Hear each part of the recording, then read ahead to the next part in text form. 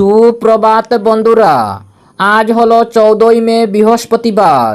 আজকের সকালের বরাক উপত্যকার শ্রীভূমি, করিমগঞ্জ, শিলচর, হাইলাকান্দি সহ আসামের বিশেষ বিশেষ খবরগুলি হলো: অসমের নতুন সরকারের প্রথম অধিবেশন আগামী 21, 22, 25 ও 26 মে অনুষ্ঠিত হবে। এই অধিবেশনে নতুন সরকারের নির্বাচিত হওয়া বিধায়কদের শপথ গ্রহণ অনুষ্ঠান অনুষ্ঠিত হবে। বিস্তারিত থাকবে প্রতিবেদনে। মুখ্যমন্ত্রী হিমন্ত বিশ্ব শর্মাকে অভিনন্দন কৃষ্ণেন্দু পাল ও কৌশিক রায়ের। কেন্দ্রীয় সরকারের পরিচালিত সিবিএসইর দ্বাদশ শ্রেণীর চূড়ান্ত পরীক্ষার ফলাফল ঘোষণা। অসম সরকারের প্রথম মন্ত্রিসভার বৈঠকে গুরুত্বপূর্ণ সিদ্ধান্ত। ইউসিসি চালু করতে চলেছে অসম।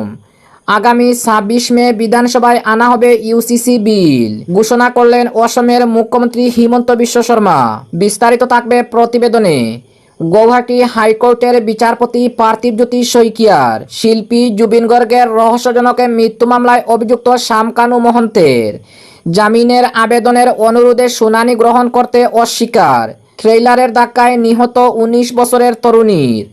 এবং আবারও পুলিশের বড় সাফল্য, অভিযানে 56 কেজি গাঁজাসহ আটক এক।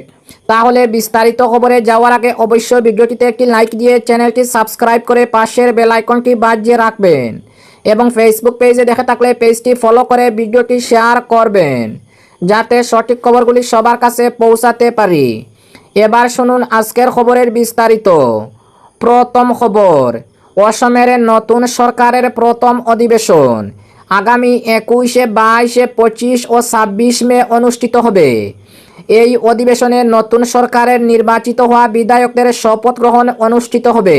নবগঠিত আসাম সরকারের প্রথম বিধানসভা অধিবেশন আগামী 21, 22, 25 এবং 26 মে অনুষ্ঠিত হবে।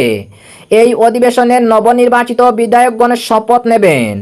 অধিবেশনের পরে মন্ত্রিসভার সম্প্রসারণ করা হবে।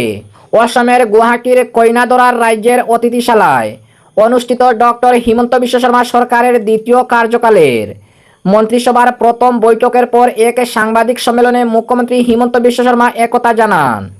তিনি আরও বলেন, এই অধিবেশনে চন্দ্রমোহন পাটোয়ারিকে অস্থায়ী অধ্যক্ষ হিসাবে নিয়োগ করা হবে। নতুন মন্ত্রিসভার শপথ গ্রহণের পর বিজেপির প্রবীণ বিধায়কের রঞ্জিত কুমার দাসকে অধ্যক্ষের দায়িত্ব দেওয়া হবে বলে মুখ্যমন্ত্রী উল্লেখ করেন। অপরদিকে মুখ্যমন্ত্রী হিমন্ত বিশ্ব শর্মাকে অভিনন্দন কৃষ্ণেন্দু পাল ও কৌশিক রায়ের।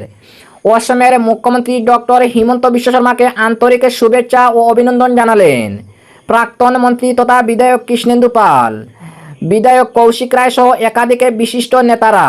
রাজনৈতিক সৌহার্দ্য, উন্নয়নের অঙ্গীকার এবং ভবিষ্যৎ অসম গঠনের প্রত্যয়ে এদিনের পরিবেশ ছিল উৎসাহে ভরপুর। রাজনৈতিক মহলের মতে এই শুভেচ্ছা বিনিময় শুধুমাত্র আনুষ্ঠানিক সাক্ষাৎ নয়, বরং অসমের উন্নয়নের ধারাকে এগিয়ে নিয়ে যাওয়ার ক্ষেত্রে এক ঐক্যবদ্ধ সমর্থনের বহিঃপ্রকাশ। এদিন প্রাক্তন মন্ত্রী কৃষ্ণেন্দু পাল বলেন, মুখ্যমন্ত্রী ডক্টর হিমন্ত বিশ্ব শর্মার দূরদর্শী নেতৃত্ব, অক্লান্ত পরিশ্রমে দ্রুত সিদ্ধান্ত গ্রহণের ক্ষমতা এবং সাধারণ মানুষের প্রতি দায়বদ্ধ প্রশাসনিক মনোভাবের ফলেই অসম আজ দেশের অন্যতম দ্রুত অগ্রসরমান রাজ্য হিসাবে পরিণত হয়েছে। তিনি বলেন, শিক্ষা, স্বাস্থ্য, সড়ক ও যোগাযোগ ব্যবস্থা, ডিজিটাল অবকাঠামো, শিল্প বিনিয়োগ, কর্মসংস্থান এবং যুব সমাজের ক্ষমতায়নের ক্ষেত্রে বর্তমান সরকার একাধিক যুগান্তকারী পদক্ষেপ গ্রহণ করেছে। তিনি আরও বলেন, ডক্টর হিমন্ত বিশ্ব শর্মার নেতৃত্বে অসম আজ শুধু উত্তর পূর্ব ভারতের উন্নয়নের কেন্দ্রবিন্দু নয়, বরং সমগ্র দেশের কাছে এক সফল প্রশাসনিক মডেল হিসাবে অসম আত্মপ্রকাশ করেছে। হিমন্তের নেতৃত্বে রাজ্যের প্রতিটি ক্ষেত্রে দৃশ্যমান পরিবর্তন এসেছে। অন্যদিকে বিধায়ক কৌশিক রায় মুখ্যমন্ত্রীর নেতৃত্বের প্রশংসা করে বলেন, অসম আজ উন্নয়নের নতুন যুগে প্রবেশ করেছে। সরকারের প্রতিটি সিদ্ধান্তে সাধারণ মানুষের কল্যাণকে সর্বোচ্চ গুরুত্ব দেওয়া হচ্ছে। এই ধারাবাহিকতা আগামী দিনেও বজায় থাকবে বলে আমরা আশাবাদী। এছাড়াও নেতৃবৃন্দ জানান, মুখ্যমন্ত্রী হিমন্ত বিশ্ব শর্মার নেতৃত্বাধীন বিজেপি সরকারের নবগঠিত মন্ত্রিসভার প্রথম বৈঠকের সফল সমাপ্তি প্রশাসনিক কার্যক্রমে নতুন গতি আনবে এবং জনগণের আস্থা আরও সুদৃঢ় করবে। আগামী দিনের উন্নয়নমূলক পরিকল্পনা বাস্তবায়নে অসম সরকার আরও শক্তিশালী ভূমিকা পালন করবে বলে তারা আশাবাদ ব্যক্ত করেন। অপরদিকে সিবিএসইর দ্বাদশ শ্রেণীর চূড়ান্ত পরীক্ষার ফলাফল ঘোষণা। কেন্দ্রীয় মাধ্যমিক শিক্ষা পর্ষদের সিবিএসইর আওতায় দ্বাদশ শ্রেণীর চূড়ান্ত পরীক্ষার ফলাফল ঘোষণা করা হয়েছে। ছাত্রছাত্রীরা নিজেদের রোল নম্বর দিয়ে আনুষ্ঠানিক ওয়েবসাইটে ডিজিলকার এবং উমঙ্গ অ্যাপের মাধ্যমে নিজেদের ফলাফলে জানতে পারবে।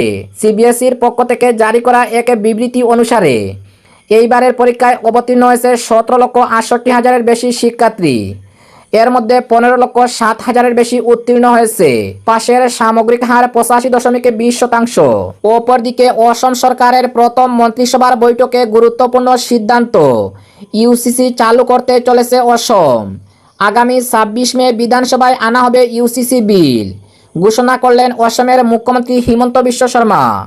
2024 সালের লোকসভা নির্বাচনের প্রচারে দেশে ইউনিফর্ম সিভিল কোড ইউসিসি চালু করার প্রতিশ্রুতি দিয়েছিল বিজেপি। উত্তরাখণ্ডে প্রথম এই নীতি চালু করা হয়। এবার সেই পথে হাঁটল অসম সরকার। অসমের মুখ্যমন্ত্রী হিমন্ত বিশ্ব শর্মার নতুন ক্যাবিনেট বৈঠকের প্রথম দিনেই ইউসিসি চালু করার সিদ্ধান্ত নেওয়া হয়েছে। মুখ্যমন্ত্রী জানিয়েছেন, আগামী 26 মে অসম বিধানসভায় এই বিল পেশ করা হবে। বিজেপি দীর্ঘদিন ধরেই অসমে ইউসিসি কার্যকর করার প্রতিশ্রুতি দিয়ে আসছিল। চলতি বছরের নির্বাচনী ইস্তাহারেও বিষয়টি গুরুত্ব পেয়েছিল। এর আগে মুসলিম ম্যারেজ ও ডিভোর্স আইন বাতিল এবং বহুবিবাহ নিষিদ্ধ করার মতো পদক্ষেপকে ইউসিসি বাস্তবায়নের প্রস্তুতি হিসাবে দেখেছিল অসম রাজ্য সরকার। এবার সরাসরি ইউসিসি চালু করার পথে অসম সরকার। মুখ্যমন্ত্রী হিমন্ত বিশ্ব শর্মা বলেন, অসমের প্রস্তাবিত ইউসিসি অন্য রাজ্যগুলির তুলনায় আলাদা এবং এটি অসম মডেল অনুসরণ করে তৈরি করা হয়েছে। এই খসড়া এমনভাবে প্রস্তুত করা হয়েছে যাতে উপজাতি সম্প্রদায়ের অধিকার ও ধর্মীয় রীতিনীতি সুরক্ষিত থাকে। এর পাশাপাশি আরও একটি গুরুত্বপূর্ণ সিদ্ধান্ত নেওয়া হয়েছে হিমন্ত সরকারের মন্ত্রিসভায়।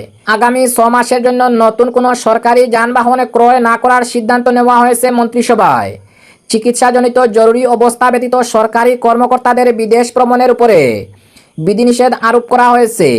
সরকারি যানবাহনের জ্বালানি ব্যয় 20% হ্রাস করার কথাও বলা হয়েছে। প্রধানমন্ত্রী নরেন্দ্র মোদীর পরামর্শ অনুযায়ী জ্বালানি সাশ্রয়ের জন্য এই সিদ্ধান্ত নেওয়া হয়েছে বলে জানিয়েছে অসমের মন্ত্রিসভা। অপরদিকে গৌহাটি হাইকোর্টের বিচারপতি পার্থজ্যোতি শইকিয়ার শিল্পী জুবিন গর্গের রহস্যজনক মৃত্যু মামলায় অভিযুক্ত শামকানু মহন্তের জামিনের আবেদনের অনুরোধে শুনানি গ্রহণ করতে অস্বীকার। গৌহাটি হাইকোর্টের বিচারপতি পার্থজ্যোতি শইকিয়ার বিচারপীঠ গতকাল অসমের সঙ্গীতশিল্পী জুবিন গর্গের রহস্যজনক মৃত্যু মামলায় অভিযুক্ত শামকানু মহন্তের জামিনের জন্য অনুরোধ জানিয়ে দাখিল করা আবেদনের শুনানি গ্রহণ করতে অস্বীকার করেছে। পার্থজ্যোতি শইকিয়ার বিচারপীঠ অভিযুক্ত শামকানু মহন্তের জামিন আবেদন গৌহাটি হাইকোর্টের অপর একটি বিচারপীঠের তালিকাভুক্ত করার নির্দেশ দিয়েছে। শিল্পী জুবিন গর্গের মৃত্যু মামলায় আসাম সরকারের হয়ে প্রতিনিধিত্ব করা বিশেষ পাবলিক প্রসিকিউটর জিয়াউল কামার জানিয়েছেন, পরবর্তী পর্যায়ে গৌহাটি হাইকোর্টের পঞ্জীয়ক এই অভিযুক্তের জামিন আবেদন কোন বিচারপীঠের তালিকাভুক্ত হবে তা নির্ধারণ করবেন। উল্লেখ্য, বাক্সা জেলার কারাগারে বন্দী অভিযুক্ত শামকানু মহন্তের জামিন আবেদন গত সোমবার হাইকোর্টে দাখিল করার পরে বিচারপতি পার্থজ্যোতি শইকিয়ার বিচারপীঠে এই আবেদনের শুনানি তালিকাভুক্ত করা হয়েছিল। গত 30 এপ্রিল বিচারপতি শর্মিলা ভূঁইয়ার ফাস্ট ট্র্যাক আদালতে শামকানু মহন্তের জামিন আবেদন নাকচ করে এবং অপর এক অভিযুক্ত সিদ্ধার্থ শর্মার জামিনের আবেদন গত 4 মে নাকচ করে দেয়। অপরদিকে ট্রেইলারের ধাক্কায় নিহত 19 বছরের এক তরুণী। গহপুরের হাওয়াজান এলাকায় সংঘটিত এক ভয়াবহ সড়ক দুর্ঘটনায় প্রাণ হারালেন 19 বছরের এক তরুণী। নিহত তরুণীর নাম দীপিকা বরদলৈ বলে শনাক্ত করা হয়েছে।